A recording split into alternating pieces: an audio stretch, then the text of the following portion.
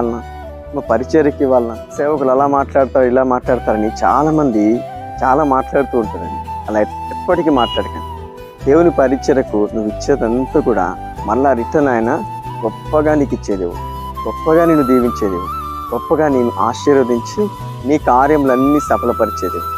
చూడండి, ఆ యొక్క స్త్రీ అత్తరు విలువైన తీసుకొచ్చి ఆయన పాదాల మీద పోసి, విలువైంది తగ్గు రేటుతో చీప్ రేటుతో ఇవ్వలేదండి, విలువైన తీసుకెళ్ళి ఆ పాదాల మీద పోసినప్పుడు దేవుడు ఆమెను చూసి నీ పాపములన్నీ క్షమించబడ్డాయి, నువ్వు నన్ను ప్రేమించి ఇచ్చావు, ఈ కార్యం నన్ను ప్రేమించి చేసావు కాబట్టి నీ జీవితంలో నీకు దుఃఖం ఉండదు, నీకు వేదన ఉండదు, అన్నీ తొలగించాను, సమాధానం గలదానివి ఇంటికి.